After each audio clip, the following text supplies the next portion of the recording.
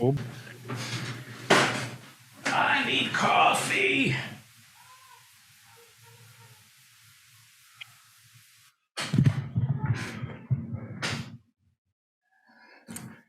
Can Usted hear me? see. Can you hear me? Yep. You can hear me, right? Yep. Nobody watched the Emmys. The ratings are in, and it's the lowest rated Emmy in Emmy history. And here's why I think people don't watch the Emmys, because people like Jimmy Kimmel don't take it seriously enough. When people tune into an award show, they don't want to laugh. It's not about having a good time. This is about thanking Hollywood for all they do for us. Would you laugh at a soldier returning home from the front? Then why would you laugh at the nominees for Best Sketch Comedy Show? This is their night, and it's disrespectful to laugh or make light of it. And that's why I think everybody turned off the Emmys. I turned it off. Keenan was too funny. And it's improper. That's not the time or the place to be funny, not at the Emmys. I think I speak for most Americans when I say I want a ceremony that treats excellence in broadcasting with the same solemnity accorded the Nobel in mathematics.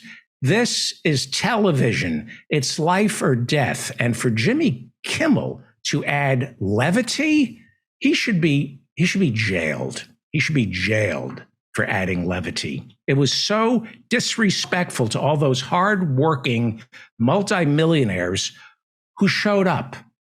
And that's what they do for us. They show up. And Monday night, they weren't getting paid to show up. They showed up for us. And for Jimmy Kimmel to demean everything by making jokes, I don't know. Nobody saw the Emmys except the scolds. People tune in to cancel people. And by the way, I'm all for canceling powerful millionaires like Jimmy Kimmel. To cancel them just for being richer and more successful than I am. I totally get it. But I watched the bit that Kimmel was forced to apologize for. I recommend that you go see it. It was funny. Watch the clip. Will Arnett drags him out, and Jimmy's pretending to be unconscious while Will Arnett reads the list of nominees for Best Writing in a Sitcom. And Kimmel remained passed out throughout the entire thing. He didn't know who the winner was going to be. That was the bit. And by the way, it was the award for Best Writing in a Comedy Series. And he just lays there and remains silent while Quinta Brunson, the winner, who played with him, walking up because she's a comedy writer. That's what comedy writers do.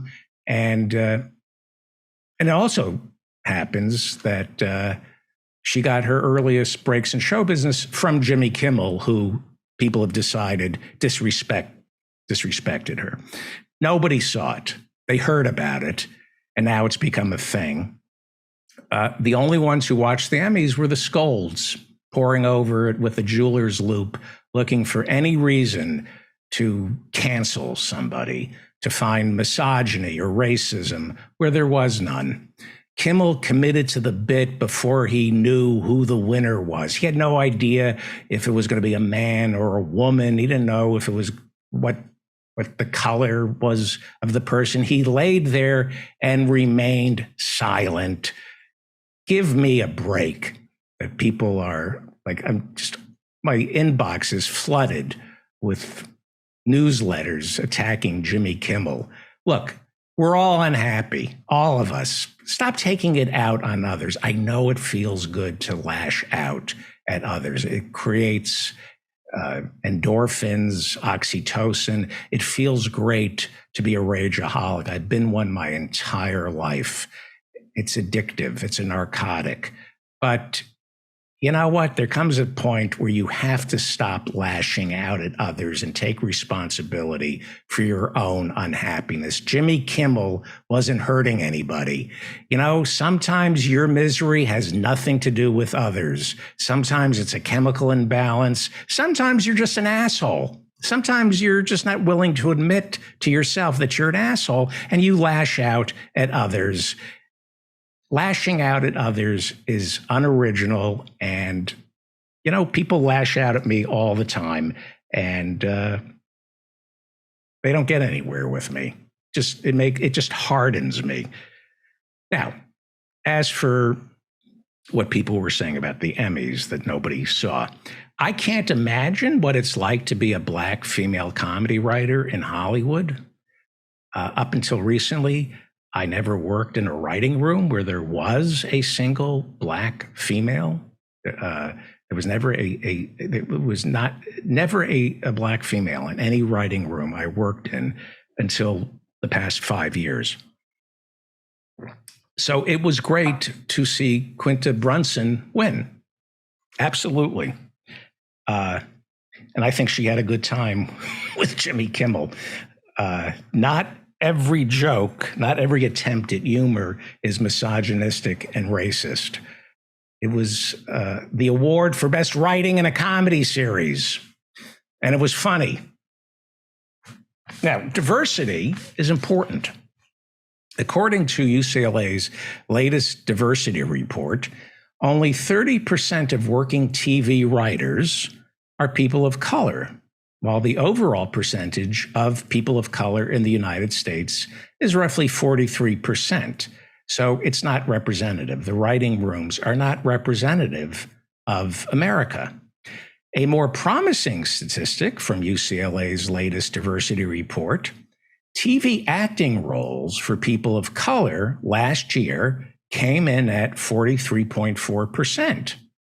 In other words, of all the acting roles on TV, 43.4% went to people of color, while the overall percentage of people of color in the United States is 43%. So look, nothing is ever good enough. But according to the UCLA diversity report, it's getting better for actors of color, not actors of writers of color still have it rough because networks and the studios, the easiest thing to do is go with the actors because everybody sees the actors and you go, oh, look how diverse everything is.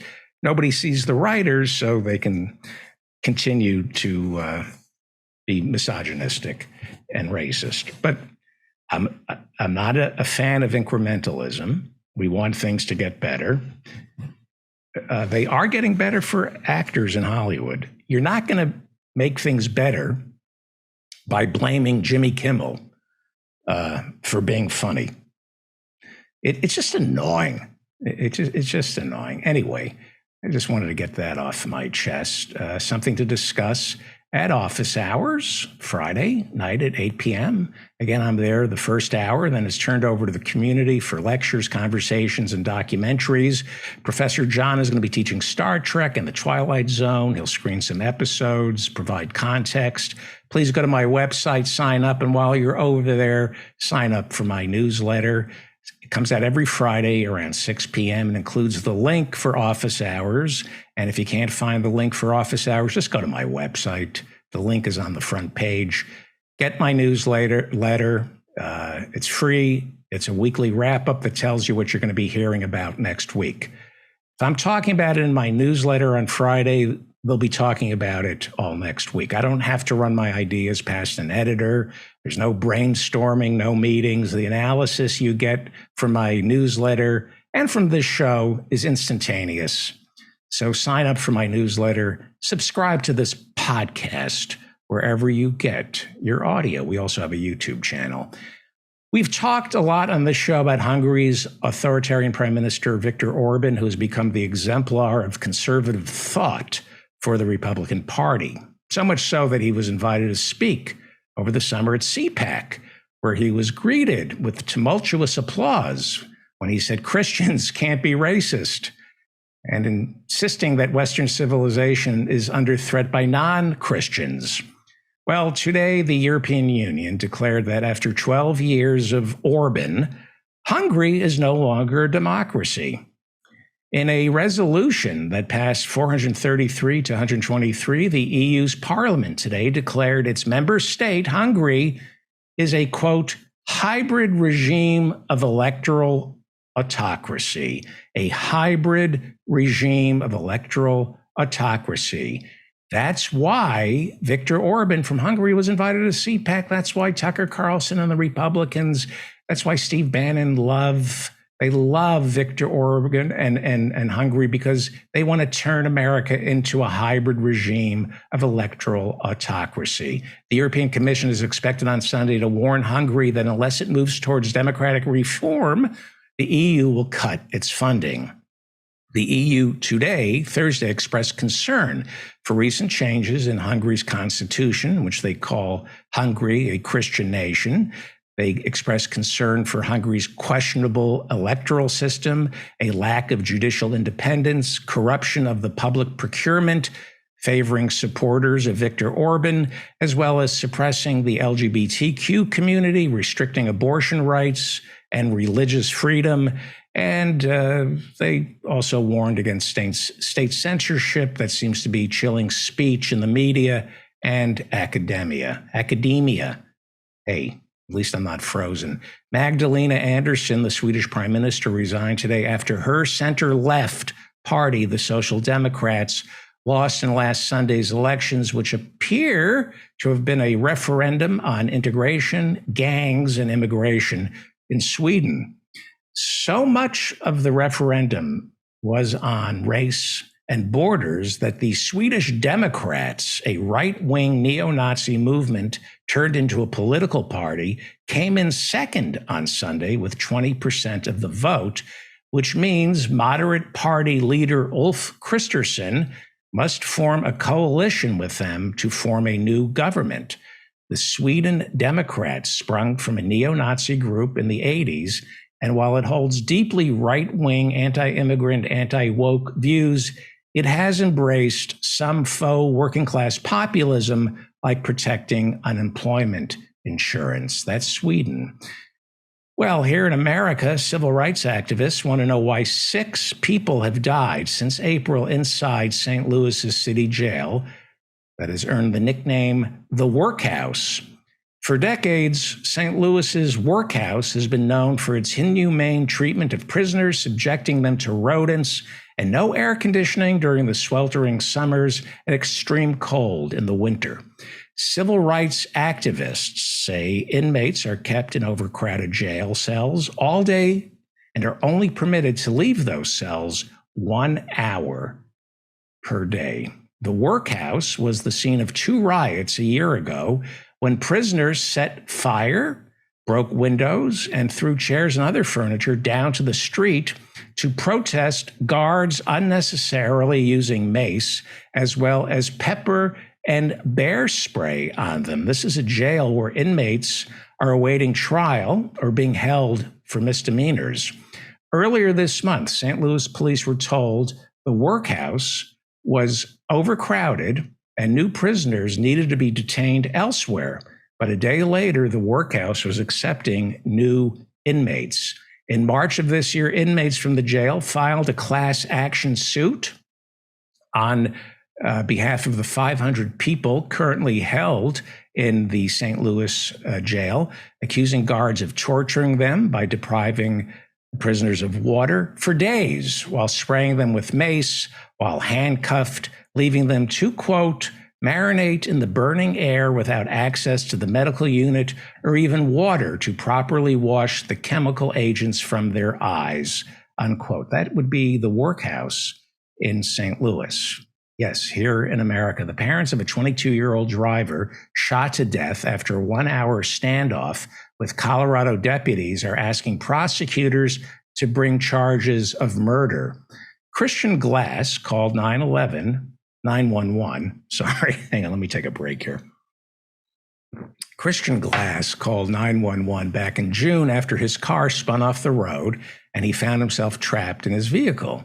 Glass reportedly refused to get out of the car, telling officers he was terrified while making heart signs with his hands. At one point in newly released body cams, Glass can be heard praying as he says, "Dear Lord, please don't let the officers break the window." In the video, Glass is seen to be holding a knife, insisting he was terrified. Well, After about an hour, they broke the window, and the police did. They broke the window. Then, when Glass reportedly brandished his knife, police shot him with beanbags 6 times, tased him multiple times with 2 tasers, and then, according to the Associated Press, the body cam footage shows Glass thrusting his knife towards one of the officers. Police then shot him 5 times, killing him.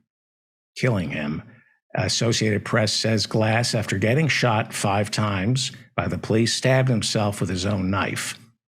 An autopsy later revealed Glass had traces of THC in his blood system, a .01 blood alcohol level.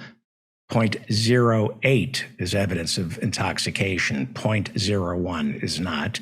And there were also traces of amphetamines, which were likely the prescription drug that Glass took for his ADHD. Prosecutors are investigating the deputy's failure to de-escalate the situation. Okay.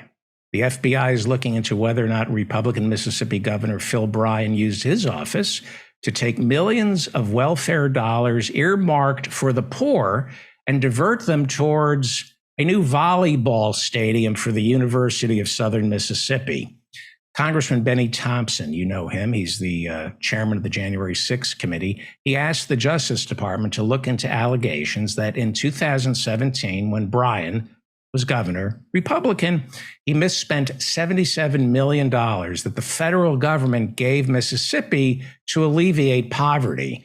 Mississippi is the poorest state in America. According to the latest reporting on this, then Governor Bryan, Republican, diverted $4 million away from the poor in order to finance the building of a volleyball stadium at former Green Bay Packer Brett Favre? Oh boy, I don't follow football. I'm going to say Favre. What is it, Dan? Is it Brett Favre? I'm going to say Brett Favre. In order to finance the building of a volleyball stadium at former Green Bay Packer Brett Favre's alma mater, home, his old college, University of Southern Mississippi. New texts reveal that Brett Favre worked with the governor to divert the money, fully aware that it was supposed to go towards alleviating poverty, not his stupid volleyball stadium. The $4 million for the volleyball stadium wasn't enough. They needed an additional $1.7 million. So Brett Favre hatched a plan with the governor's office to take the welfare money and pay Brett Favre $1.8 million to record public service radio commercials. And then Favre would turn that money over to the university to finish the volleyball stadium. Hard to believe, but it turns out Aaron Rodgers is not the biggest asshole to play quarterback for the Green Bay Packers. Close, though. Torquemada is dead. Whitewater prosecutor Kenneth Starr, who created a sting operation to trick then-President Bill Clinton into lying about a blowjob, has died from complications following surgery. Bart Starr. Did Bart Starr play for the Green Bay Packers? Bart Starr? Kenneth Starr was 76. He recently worked as Donald Trump's lawyer during the first Senate impeachment trial in 1994. He was appointed independent counsel to investigate the Whitewater scandal, looking into then President Bill Clinton's involvement in an Arkansas real estate scheme that may or may not have defrauded the government and investors. As Starr's investigation ran dry, he expanded it to look into the death of Hillary Clinton's confidant, Vince Foster. When that turned up nothing, he focused on whether or not Hillary Clinton overbilled clients when she was working for the Rose Law Firm in Arkansas. And when that came up dry, he stumbled into a blowjob performed by White House intern Monica Lewinsky on President Bill Clinton. Eureka. Knowing that Paula Jones, a former Arkansas government employee, had been suing Bill Clinton for sexually harassing her while he was governor, Kenneth Starr arranged for Paula Jones' attorneys to ask Bill Clinton during the Paula Jones deposition whether or not he was having an affair with Monica Lewinsky. Ken Starr knew Clinton would deny it. And then he, Ken Starr, could prosecute Bill Clinton for perjury, and that's exactly what happened. He tricked Bill Clinton into lying under oath about a blowjob. Cost about $50 million. The investigation cost about $50 million. Now compare that to the crimes committed by Donald Trump, who, as I said earlier, was Ken Starr's client during the first impeachment trial, where Donald Trump was caught withholding arms from Ukraine unless President Zelensky would give him some dirt on Joe Biden's son, Hunter. That's who Ken Starr was. In private practice, his clients included the National Rifle Association, Blackwater, and the tobacco industry. As Jeffrey Epstein's personal attorney, Ken Starr, arranged for the special deal with then U.S. Attorney Alec Acosta to reduce Jeffrey Epstein's sentence to a 13-month work release program after pleading guilty to several charges of soliciting and trafficking underage girls. Ken Starr had a mistress. I've been in contact with her. She's a lawyer, and she was going to come on the show, but we decided against it. Look her up, though. She wrote last year that Ken Starr asked her to work with him on the Jeffrey Epstein case, promising that Epstein's a good guy who, quote, promised to keep it to over 18 from now on. He promised to keep it to over 18 from now on. Starr's mistress also writes that she worked on the Clinton impeachment with Ken Starr and Starr's prodigy, Brett Kavanaugh, who verbally and almost physically assaulted her during a private meeting. Starr's mistress says after she spoke to Starr about Kavanaugh, Starr said, quote, I'm apologizing for him. Starr then ordered his mistress to drop it, adding, quote, we have plans to put Brett Kavanaugh on the Supreme Court. This was back during the Clinton impeachment.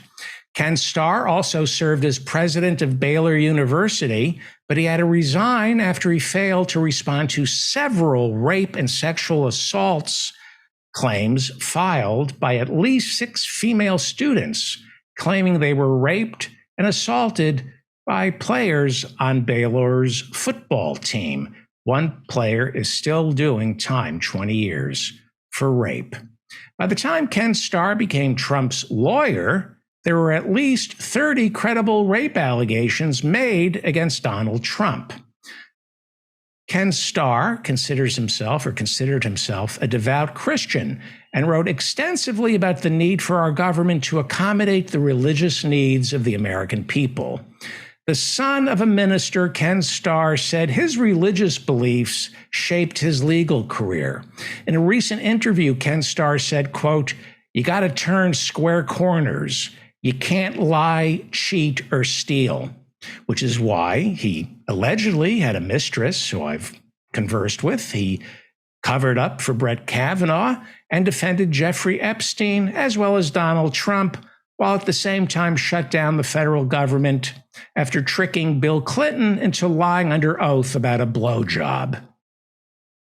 I'm not a fan of Bill Clinton's, but that was a sting operation.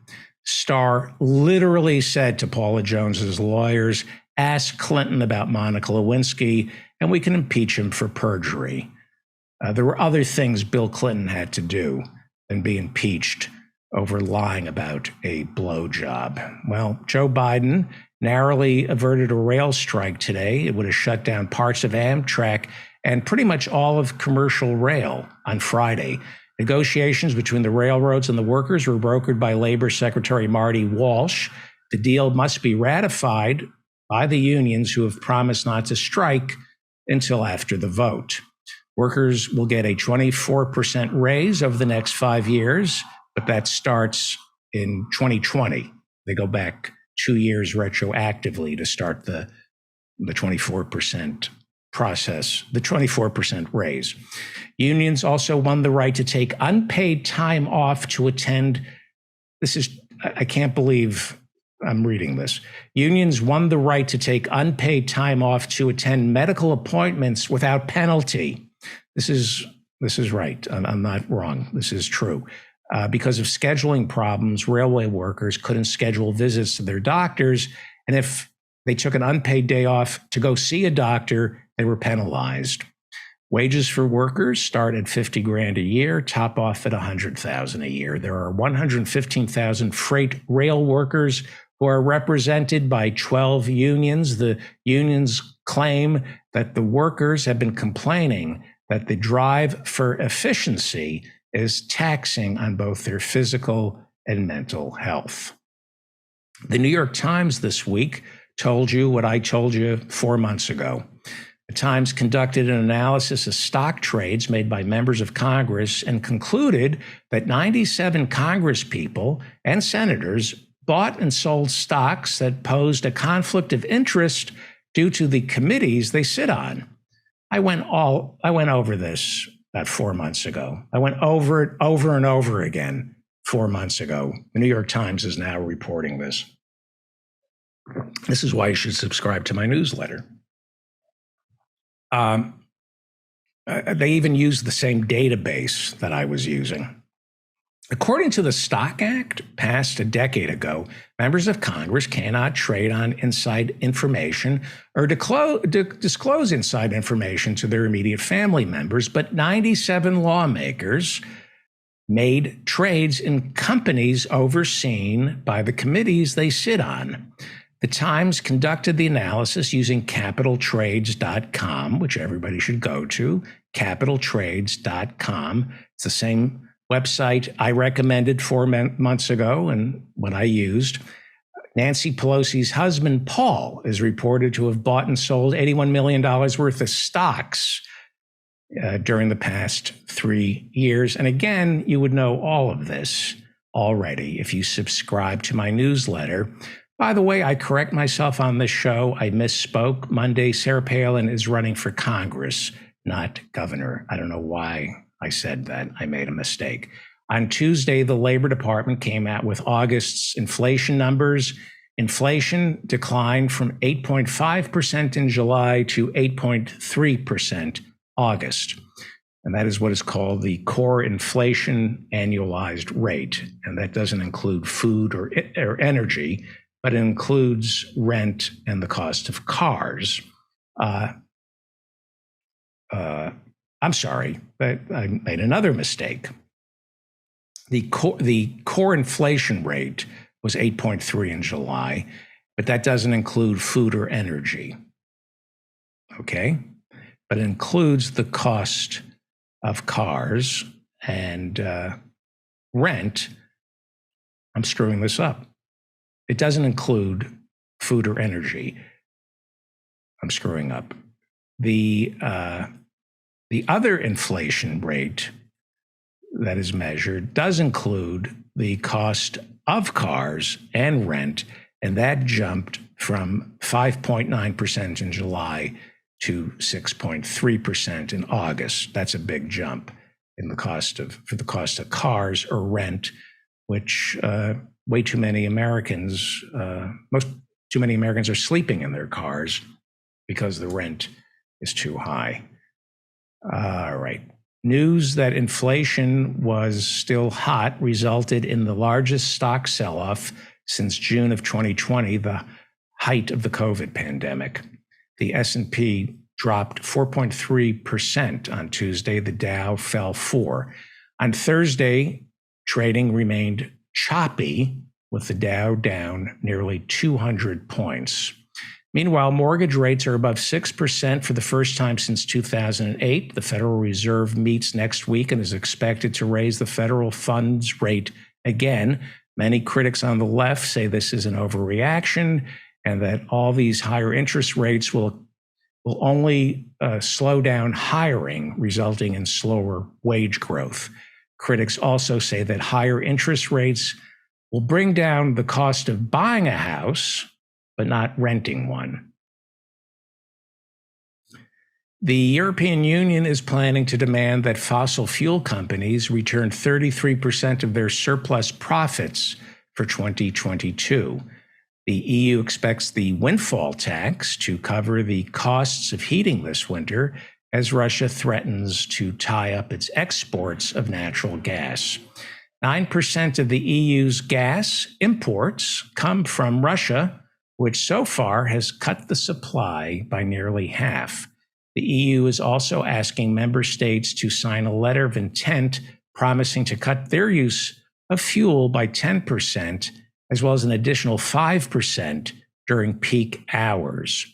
Meanwhile, Britain's new Prime Minister, Liz Truss, says she opposes a windfall tax on oil profits and so far has refused to ask citizens of Great Britain to cut back on their energy use. Great Britain voted to leave the EU in 2016.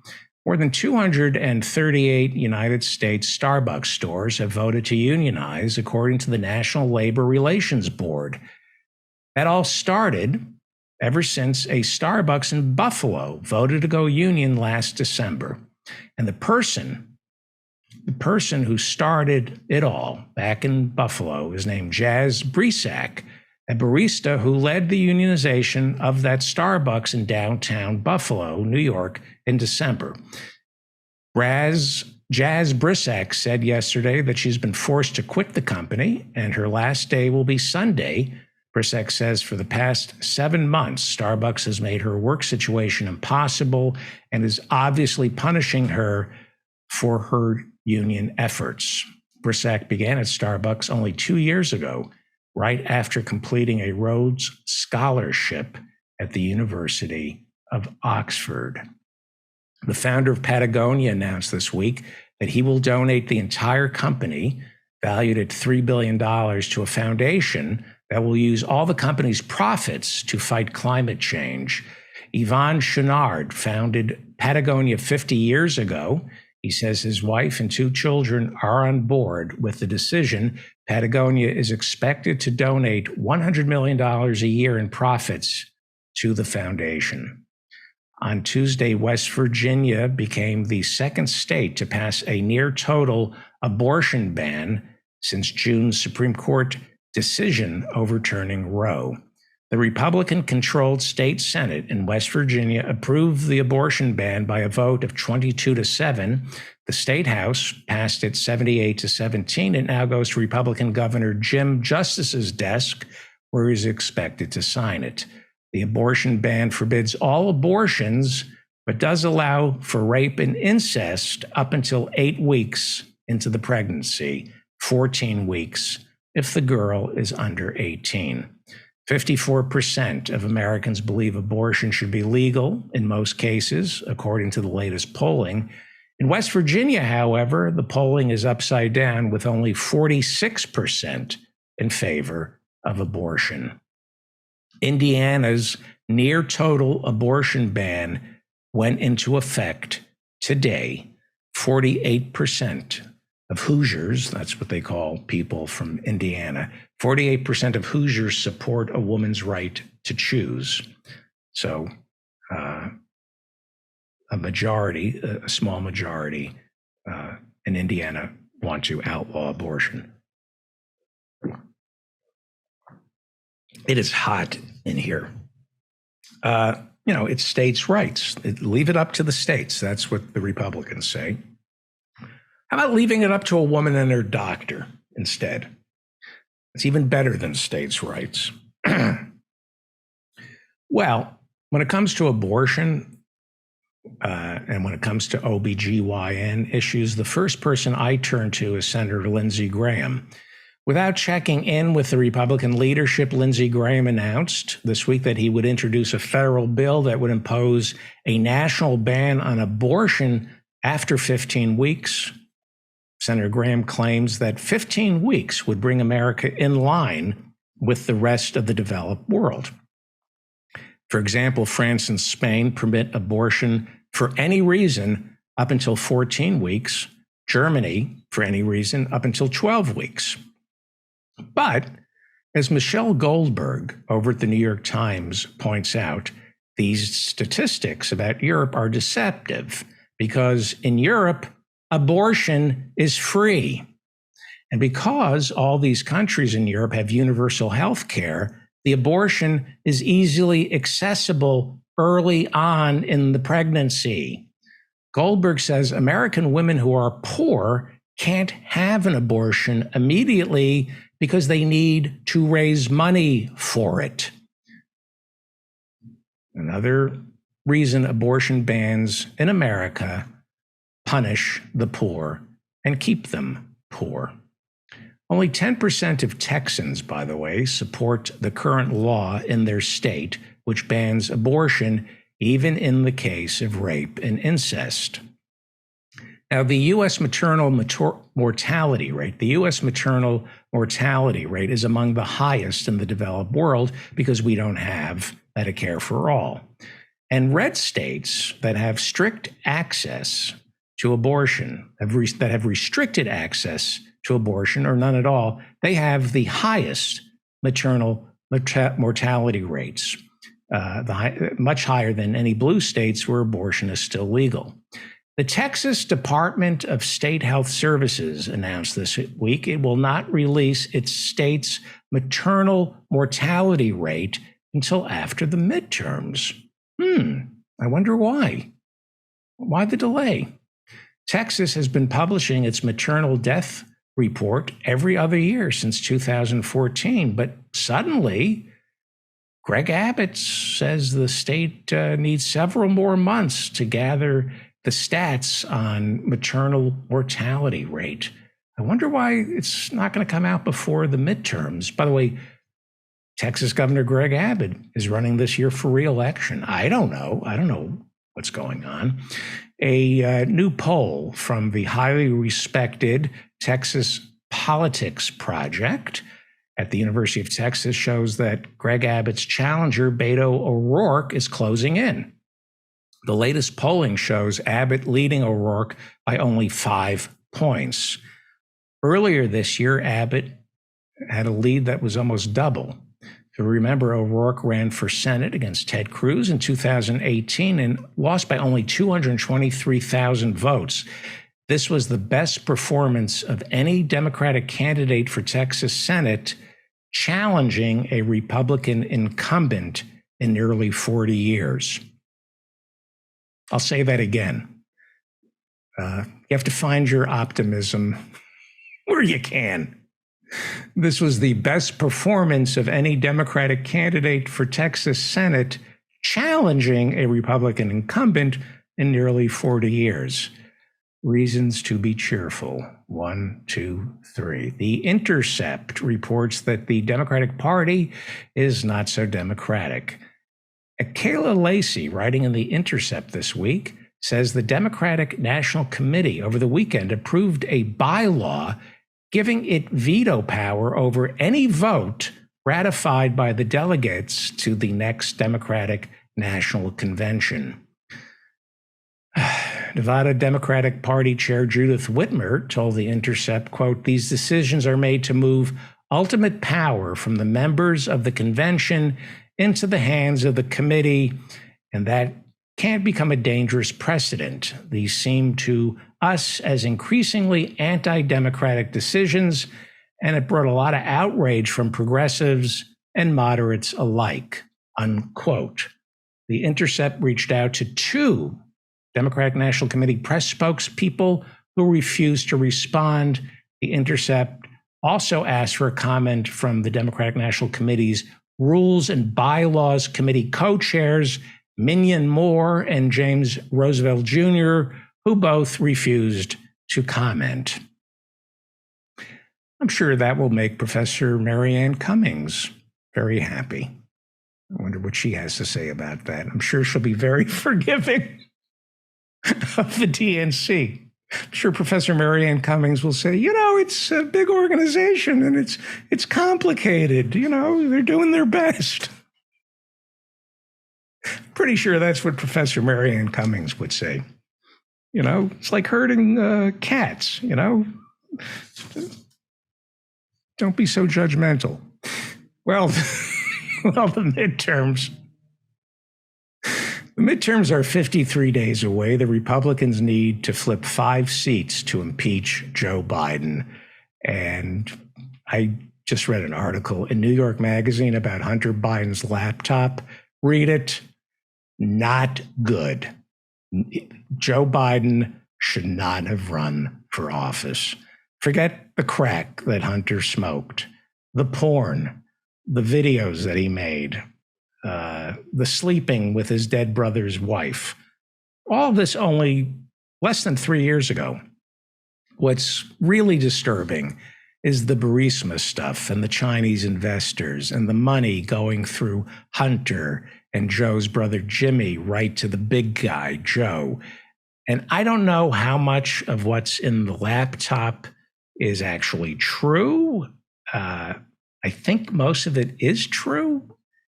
I'm not sure how much of this money being transferred is legal. Maybe it's all legal, but it reeks to high heaven. It reeks of influence peddling. And if the Dems lose the House, you will not see the Democrats standing by their president. Once the hearings start on Hunter Biden, they are going to jump ship when it comes to Joe Biden, because that's who the Democrats are. They're not going to stick with Joe Biden. They haven't seen what's in the laptop. The only people covering the laptop is Rudy Giuliani, who happened to be right about the laptop, and the New York Post. So once the Democrats, once the rank and file start seeing what's in that laptop, they're going to wash their hands of Joe Biden the same way they did in 2020 until Clyburn, Obama, and Clinton said, no, he's got to be the president. Nobody wanted Joe Biden. Nobody wanted Joe Biden. He had, I think, anyway. So he's going to be abandoned. We don't stick with losers. Now, Donald Trump, on the other hand, he could sell our nuclear launch codes to the Russians, and the Republicans will stand by him so long as he, promises to lower taxes. The stuff coming out on Hunter Biden is unseemly. And there's no question the mainstream media looked the other way because Donald Trump had to lose. And I'll be honest with you, they shouldn't have looked the other way, but I'm glad they did because I prefer Biden to Trump. But if the Dems lose the House, there's going to be big disgust in this country for big D Democratic politics, and it will bleed over to a generalized contempt for small d Democratic politics, and it will not be good for our republic. I'm telling you, if the Dems lose the House, the stuff that we're going to learn about Hunter and Jimmy and Joe, it's going to disgust everyone. They're not going to remove Joe from office, but he will be impeached. And this stuff should have come out during the primaries, not 2 years into Joe Biden's presidency. But Obama, Clyburn, the Clintons, they didn't trust the filtration process. They didn't trust the primaries. So they put their thumb on the scale and gave the nomination to the wrong guy, Joe Biden. Read this article in New York Magazine. Joe Biden, wrong guy. I'm rooting for him. And I like the branding, when he's on brand, I don't fall for it, but it's like eating, at Denny's, if you close your eyes and think of what they're selling you, you can almost taste it. Biden ultimately is a bad guy. He's got a son 3 years ago, smoking crack, sleeping with his daughter-in-law after his son died, all the while making deals for the family. This is 3 years ago this is going on. Smoking crack, dropping off 4 laptops and forgetting about it. And most importantly, owing millions in back taxes that he just recently paid back. It's still a crime. Just because you paid back your taxes doesn't mean failure to pay them isn't a crime. And with all that going on, Joe Biden decides to run for president. Bad idea. Bad idea. This is what happens when you stifle competition in the Democratic Party. You end up with Joe Biden. I'm rooting for him because I'm rooting for my country. And I don't feel like seeing Hunter Biden and Joe Biden and Jimmy Biden's corruption being used as a cudgel to destroy what's left of our republic.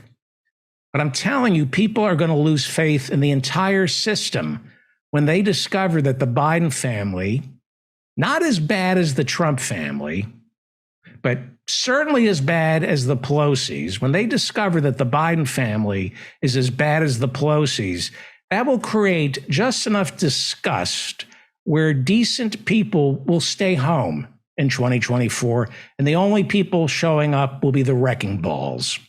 The wrecking balls, the people who vote for DeSantis or Trump. So I don't like Joe Biden, but I don't want this Hunter Biden story to be the next 2 years of our republic's life, because it'll be the last 2 years of our republic's life. So the Democrats need to keep the House. Real Clear Politics averages show that a generic congressional ballot, the latest, indicates that Democrats are up by 0.3%. If the congressional elections were held today, the Democrats would win the popular vote, which doesn't matter in congressional elections. They would win the popular vote by 0.3%. Meanwhile, New Hampshire's primaries were Tuesday, and Don Bolduc, I know I'm not pronouncing it right, but that's what I'm calling him. Don Bolduc, a retired Army general and 2020 election denier, won the Republican nomination for Senate and will run against Democratic Senator Maggie Hassan. She's a first-term incumbent, and her seat is not safe. General Bolduc signed a letter with 120 other generals and admirals saying that Donald Trump won the election after the FBI searched Trump's Mar-a-Lago estate. General Bolduc said he wants to abolish the FBI. Meanwhile, Joe Biden's job approval rating, according to Real Clear averages, is underwater. 42% of Americans approve of the job he's doing. 53% disapprove of the job that Joe Biden is doing. When asked if the country is in the right direction or going in the wrong direction, 68.5% of Americans say the country is going in the wrong direction. Well, we're going to have Professor Harvey J. Kaye on later on tonight, and he is living in Wisconsin, where Lieutenant Governor Mandela Barnes, in the latest Real Clear averages, is leading incumbent Republican senator from Wisconsin, Ron Johnson. That's a seat that the Democrats could flip in the Senate. Another seat that could be flipped is in Pennsylvania. That's a Republican seat up for grabs. Dr. Oz, according to Real Clear averages, is trailing John Fetterman by 6.2%.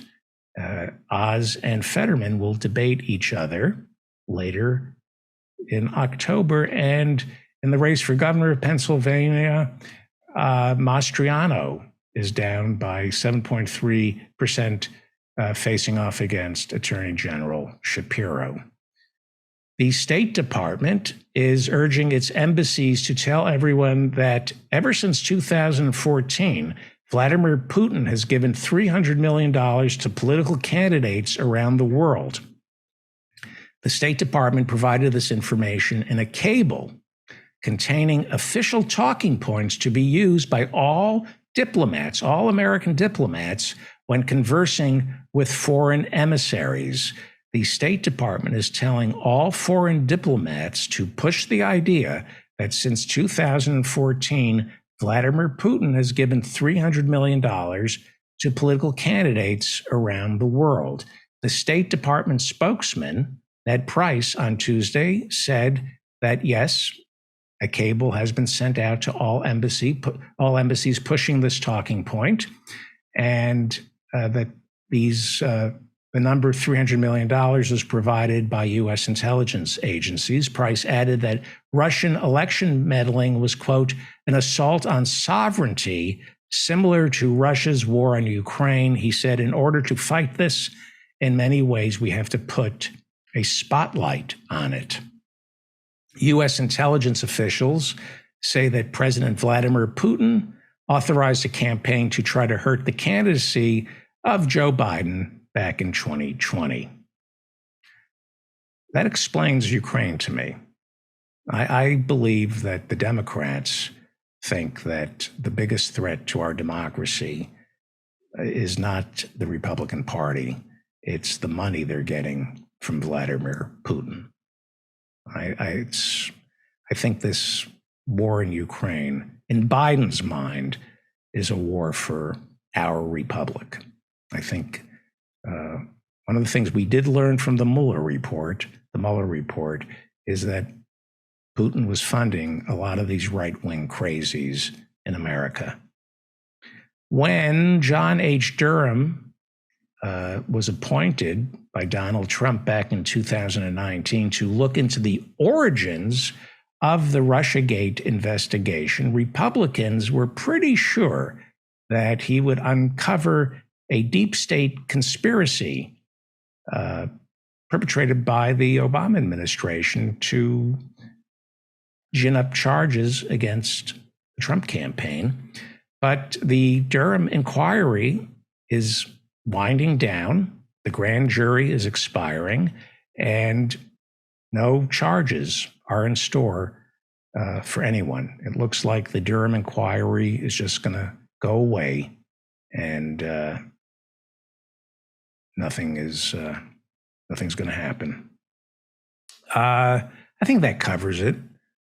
There was an interesting blog that said I don't know who it is. Somebody looked at a Congressional Research Service report and discovered that during the past 31 years, America has launched 251 overseas military interventions. And the Queen is lying in state.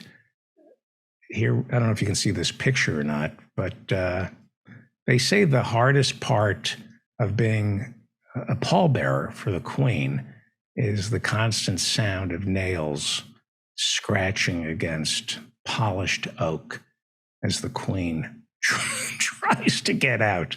Have you been watching the big funeral? People are turning on Prince Charles because of the leaky pens. I guess he had a tirade that his pen was leaking. The French movie maker, Jean-Luc Godard, died at the age of 91. You might remember his film Breathless, as well as My Life to Live and Contempt. He died on Tuesday. Cause of death has yet to be revealed. And Aaron Judge is only 4 home runs shy of tying Roger Maris's American League single-season record after he hit 2 home runs against the Boston Red Sox on Tuesday night. He is, I believe, up to 57 home runs. One of the few baseball stories that I might be following. You're listening to, I did it right on time, Dan. I brought it right up to 6 o'clock. How's that? Well done. I think I figured out why we're frozen. Is it your fault? Yeah.